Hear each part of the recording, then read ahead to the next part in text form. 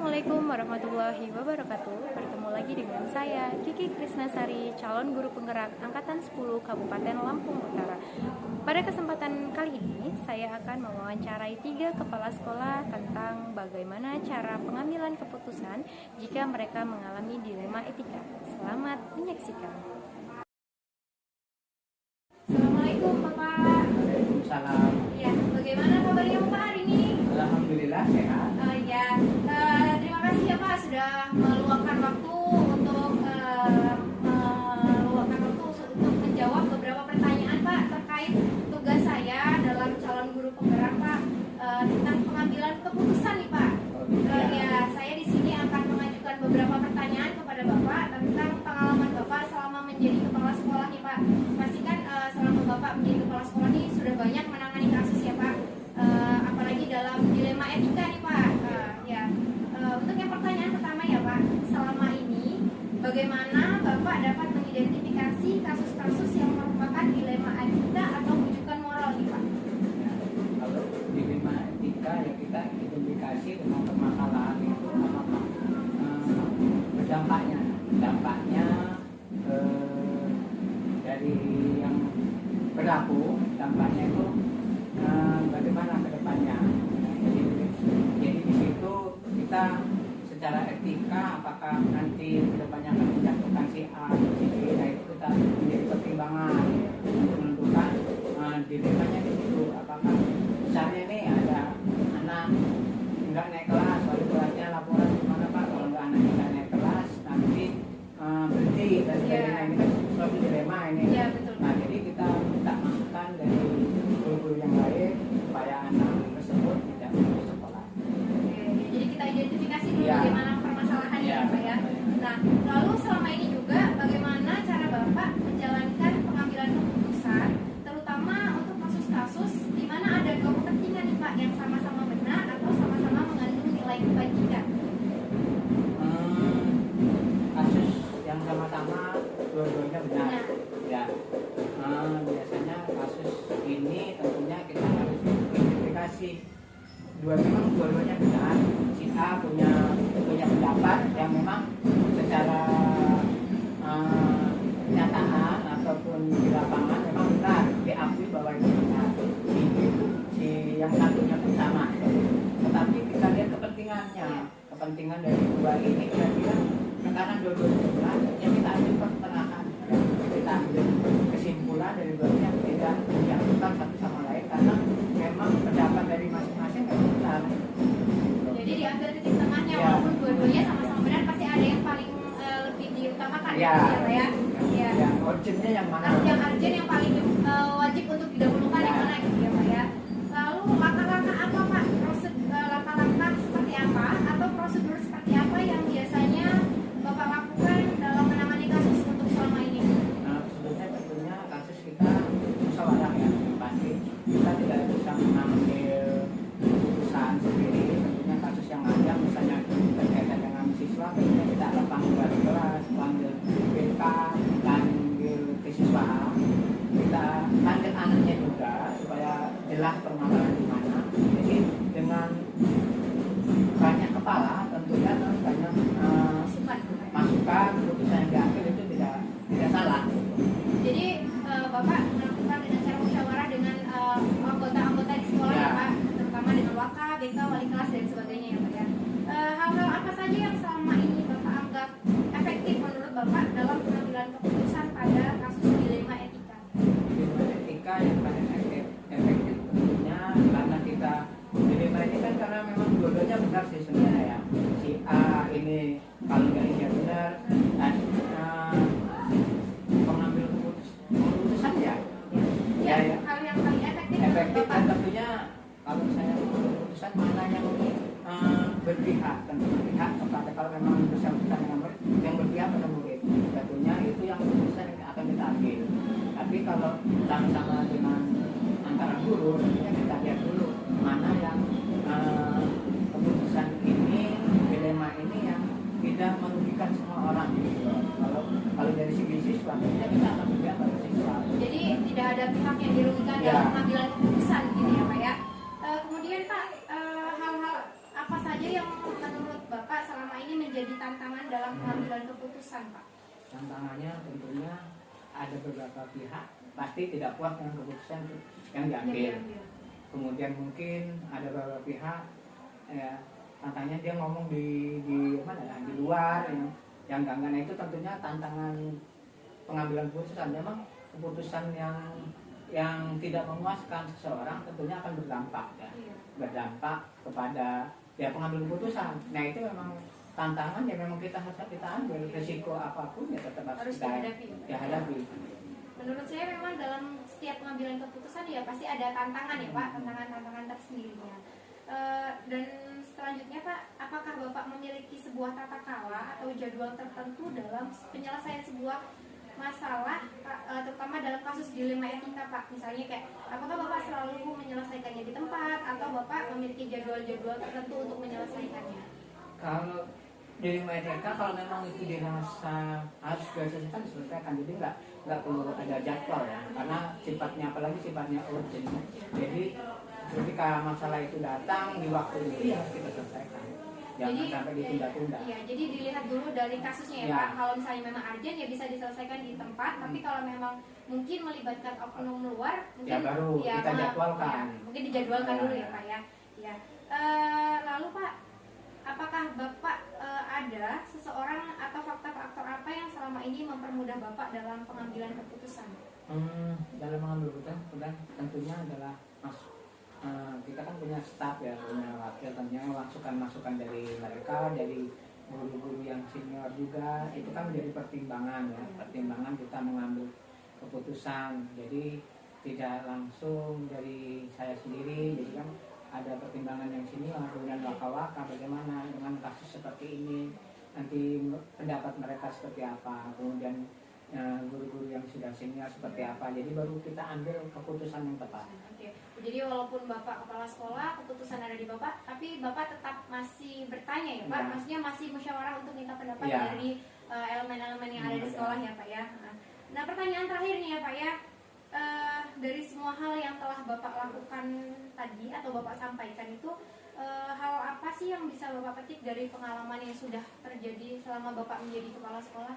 Hal yang petik tentunya pengambilan keputusan itu tentunya memang tidak mudah.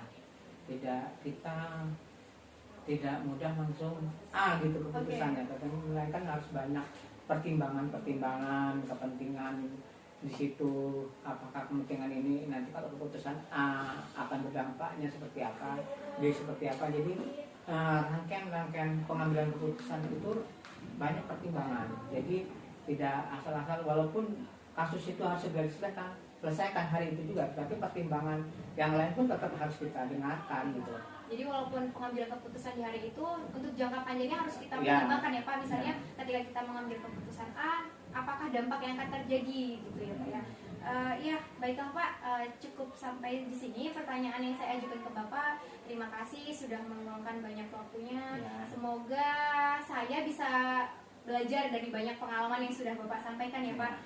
Jadi saya tidak salah dalam mengambil keputusan ya Pak. Terima kasih Pak, saya akhiri. Semoga Bapak sehat selalu dalam lindungan Allah ya Pak. Terima kasih sudah membantu tugas-tugas saya ya Pak. Saya akhiri ya Pak. Assalamualaikum warahmatullahi wabarakatuh. Waalaikumsalam warahmatullahi wabarakatuh. Assalamualaikum warahmatullahi wabarakatuh. Waalaikumsalam warahmatullahi wabarakatuh. Gimana kabarnya Pak Dede? Alhamdulillah baik Bu Fitri. Gimana? Alhamdulillah saya juga sehat Pak. Bapak, jadi begini, pada kesempatan pagi ini saya akan mengajukan beberapa pertanyaan kepada Bapak terkait tugas saya sebagai calon guru penggerak. Kebetulan pada kesempatan ini kami sudah mencapai modul 3.1 Bapak, yaitu pengambilan keputusan Pak. Saya akan mengajukan beberapa pertanyaan kepada Pak Dede terkait pengalaman Bapak selama menjadi kepala sekolah, terutama dalam pengambilan keputusan. Pasti Bapak pernah mengalami dilema etik ya Pak dalam menangani kasus ya Pak? Iya. Oke. Untuk pertanyaan pertama Pak, selama ini bagaimana Bapak dapat mengidentifikasi kasus-kasus yang merupakan dilema etika atau bujukan moral Pak? Selama ini ketika ada suatu permasalahan, baik masalah itu berasal dari siswa ataupun dari guru, yang pertama saya lakukan adalah menggali informasi dulu detail masalahnya itu seperti apa. Nah, setelah dapat informasi masalahnya apa, diidentifikasi permasalahan itu, baru kita carikan win-win solusinya. Jadi solusi-solusi yang paling tepat untuk mengatasi permasalahan itu. Jadi gitu. Jadi intinya mencari informasi terlebih dahulu ya, Pak ya. Cari informasi. Iya. Lalu selama ini juga bagaimana cara Bapak menjalankan pengambilan keputusan terutama untuk kasus-kasus yang dimana ada dua kepentingan nih Pak, yang sama-sama atau sama-sama mengandung nilai kebajikan. Jadi dalam satu kasus yang sama-sama kedua belah pihaknya ini benar. Yang pertama tadi ya, cari informasi dengan jelas.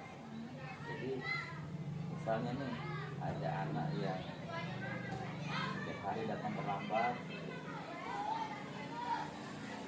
dan kita panggil anaknya, kita tanya dulu profil dia, keluarga dia berasal dari keluarga yang seperti apa, kenapa dia datang terlambat terus, dan kita cari informasi yang benar-benar akurat. Kenapa? Karena keakuratan itu suatu hal yang penting untuk apakah nanti hasil kita untuk menyelesaikan masalah itu tepat atau tidak dari situ. Jadi kita cari dulu data yang benar, data yang valid dari anak itu, sehingga nanti kita dapat menyelesaikan masalahnya sesuai dan tepat yang apa ya. Jadi jangan sampai salah memberikan solusi untuk anak tersebut. Jadi intinya menggali informasi yang agar tepat sasaran ya Pak, tidak salah mengambil keputusan ya Pak. Lalu langkah-langkah seperti apa, prosedur seperti apa yang biasanya Bapak lakukan selama Bapak menjadi kepala sekolah? Itu tadi dari dulu latar belakangnya dulu, memperjelas latar belakang dari permasalahan itu apa. Jadi kita harus cari tahu dulu bagaimana latar belakang keluarga ya Pak ya, agar tidak salah mengambil atau tidak salah menangani sebuah kasus ya Pak ya. Lalu hal-hal apa saja yang selama ini Bapak rasa anggap efektif dalam pengambilan keputusan pada kasus-kasus dilema etika yang sudah Bapak tangani selama ini? Hal efektif, Ya, yang paling efektif itu ya jadi mengidentifikasi permasalahan itu dengan benar. Informasi yang didapat dari sumber masalah itu akurat dan benar. Itu aja yang paling penting itu. Ya, menurut Bapak itu yang paling penting ya, agar mencari informasi yang valid ya Pak ya. Hal-hal apa saja yang selama ini menjadi tantangan dalam pengambilan keputusan pada kasus dilema etika yang sudah Bapak tangani? Tantangannya itu ya ketika sumber masalahnya ini memberikan data tidak tepat, tidak sesuai dan tidak benar, atau bisa dibilang dia berhayal atau dia berbohong. Nah itu jadi tantangan dan kesulitan karena nanti penyelesaian masalahnya tidak tepat gitu. Apakah Bapak pernah menangani kasus yang seperti yang Bapak katakan barusan, bahwasanya saya datanya tidak valid atau informasi tidak benar? Pernah, dan sekarang lagi mengalami juga. Oke, dengan kasus yang siswa kita beberapa hari yang lalu ya Pak ya, yang saya juga sudah tahu.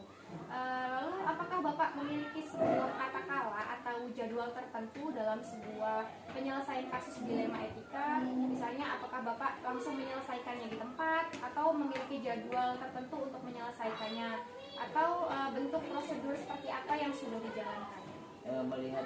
Lihat dulu permasalahan itu serumit apa, sebesar apa masalahnya. Kalau hanya masalah kecil ya, kalau memang bisa selesai hari itu dan saat itu ya kita selesaikan. Tapi kalau memerlukan satu hal yang kompleks, ya tadi terjadwal. Misalnya kita perlu dukungan dari masyarakat, misalnya sumber informasi dari masyarakat, ya kita harus menjadwal. Ya. Jadi dilihat dulu dari kasusnya ya Pak. Iya. Kalau misalnya tidak begitu rumit, diselesaikan di tempat dan langsung di hari itulah. Tapi kalau misalnya kata Bapak tadi masalahnya kompleks, jadi atur jadwal dulu ya Pak Iya. untuk pertemuan ya Pak ya. Lalu pertanyaan selanjutnya nih Pak, adakah seseorang atau faktor-faktor apa yang selama ini mempermudah Bapak dalam pengambilan keputusan? Ada, pasti ada. Ketika saya menghadapi suatu permasalahan, jelas yang pertama saya libatkan adalah dewan guru. Dewan guru artinya tidak semua dewan guru saya libatkan. Artinya dewan guru yang memang punya kepentingan di sana. Misal gini, terjadi permasalahan di kelas 6. Artinya saya lebih dominan melibatkan wali kelas 6. Misalnya ada permasalahan di segi anggaran, tentu saya akan melibatkan bendahara dan operator. Jadi dilihat dulu dalam kasus apa dulu, berarti intinya tidak melibatkan semua pihak dulu Iya, ya, iya. hanya guru-guru yang berkepentingan dalam urusan tersebut. Nah, ini pertanyaan terakhir nih Pak. Dari semua hal yang telah Bapak sampaikan barusan, pembelajaran apa yang dapat Bapak petik dari pengalaman Bapak selama menjadi kepala sekolah dalam pengambilan keputusan dilema etika nih Pak? Apa ya, pengalaman yang menarik itu ya Pembelajaran yang dapat pembelajaran Bapak yang dipetik. Artinya begini, sebesar apapun permasalahan, kejujuran itulah yang paling penting. Karena kalau kita nggak jujur menyikapi permasalahan itu, tentu nanti keputusan juga tidak sesuai dengan apa yang diharapkan. Jadi intinya kalau yang saya garis bawahi, intinya semua balik lagi ke kejujuran ya Pak ya. Iya. Karena kalau jujur semua akan mulus dan dipermudah insya Allah ya Pak. Oke, baiklah Bapak. Hanya itu saja pertanyaan dari saya. Terima kasih sudah membantu saya, sudah meluangkan waktunya pada pagi hari ini. Semoga Bapak sehat selalu dan dalam lindungan Allah selalu ya Pak ya. Amin. Saya akhiri ya Pak. Semoga juga proses pembelajaran di kegiatan CGP ini juga berjalan lancar ya. Terima Begitu ya, kasih, sampai Bapak. selesai. Yuk. Terima kasih. Assalamualaikum warahmatullahi wabarakatuh. Assalamualaikum. Ya. Assalamualaikum warahmatullahi wabarakatuh Ibu. Waalaikumsalam. Selamat pagi Umi. Selamat pagi. Gimana kabarnya Ibu pagi ini? Ya, Ibu, saya ini lagi menjalankan PGP nih Bu ya. PGP itu adalah pendidikan guru penggerak Bu, di mana saya sudah sampai di modul 331 Bu, di mana materinya itu adalah pengambilan keputusan tentang dilema etika Bu. Yang sini saya sebelumnya mengucapkan banyak terima kasih kepada Ibu Umi sudah meluangkan waktu untuk menjawab beberapa pertanyaan yang akan saya sampaikan ke Ibu ya Bu ya, tentang dilema etika Bu.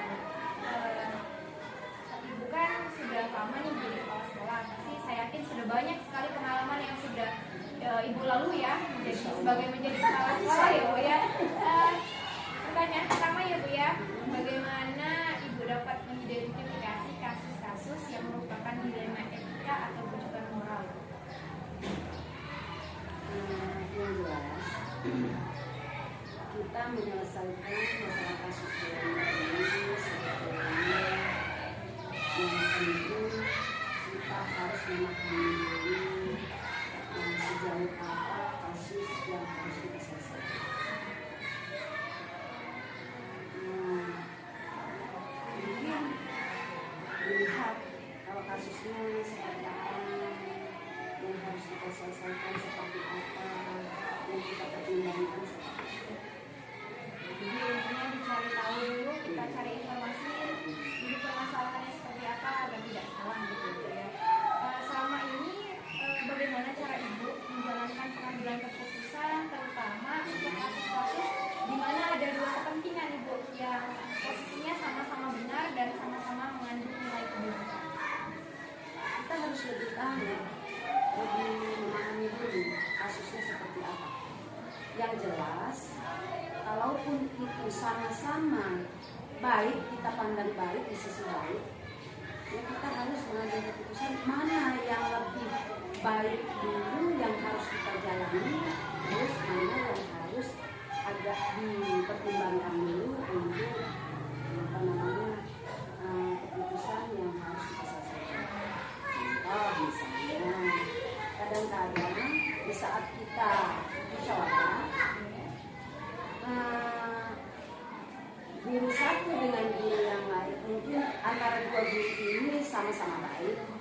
sama-sama benar, tapi kita harus melihat dulu situasinya, mana yang harus kita dahulukan, mana yang harus kita agak pertimbangkan dulu.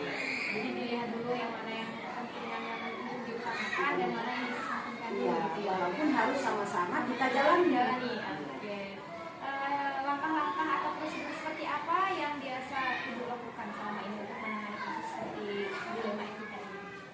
Kalau kita menangani kasus itu, yang pertama harus kita lihat dulu, kita pelajari dulu. Kita harus melihat kasus-kasus yang harus kita hadapi. Kalau memang itu kasusnya itu bisa kita hadapi dengan cara ngobrol ataupun kita bicara antara hati ke hati, ya mungkin kita selesaikan dengan cara kita obrolkan.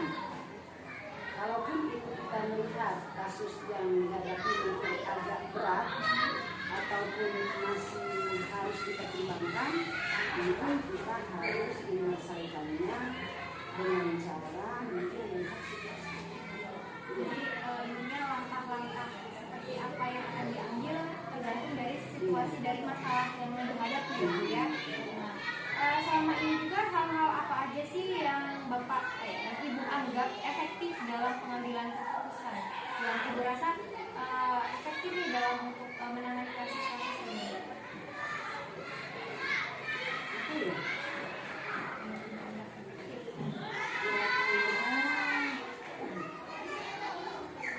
Penyelesaian kasusnya ya. Yang pertama yaitu memahami keadaan dan mencari tahu untuk mencari solusi kasus dalam menghadapi kasus-kasus kita. Kita mencari solusi, jadi mencari tahu dulu kasus itu seperti Ya, apa. didalami dulu agar Didalami tidak dulu, salah kita pilih pelajari ya. dulu. Agar tidak salah pengambilan keputusan Ibu ya. Ibu kan sudah lama nih menjadi kepala sekolah. Hal-hal apa aja sih yang sudah Ibu hadapi? Maksudnya seperti tantangan-tantangan apa yang sudah Ibu hadapi selama Ibu menjadi kepala sekolah? Sepertinya apa ya? Kalau tantangan sih insya Allah jangan sampai. Jangan sampai ya, Bu, Jangan ya. sampai ada tantangan. Jangan sampai. Yang jelas kita menjadi kepala sekolah itu yang utama harus sabar. Yang kedua harus bekerja. Ya. Karena apa? Kita kan diketuakan dari semua guru. Nah, kalau kita bijak dan sabar bisa. Karena apa ya? Semua anak kita. Iya, begitu. Kalau kita harus punya tantangan, ya semua itu tantangan. Karena menghadapi risiko yang harus kita hadapi itu pasti kita. Karena kita tergantung nawaitu kita. Jangan lihat ya, setiap keputusan itu ya pasti ada tantangan, pasti ada tantangan. Cuman menurut Ibu yang kunci pertama itu yang penting sabar dan bijak ya. Karena untuk mengambil keputusan sebenarnya saya rasa mungkin istilahnya itu apapun itu bisa basi gitu ya. Cuma kan intinya balik lagi kalau kita tidak bijak dan tidak sabar, ketika pengambilan keputusan itu diambil secara terburu-buru, hasilnya pun tidak akan maksimal ya. Apakah Ibu punya jadwal tersendiri dalam penyelesaian sebuah masalah, terutama dalam dilema etika, masalah dilema etika ini? Kalau jadwal sih, sepertinya kita lihat dulu situasi. Kita lihat dulu situasi atau kondisinya atau berat yang harus kita solusikan itu seperti apa. Kalaupun itu bisa kita selesaikan dengan cara musyawarah, ya mungkin nggak bisa dimusyawarah.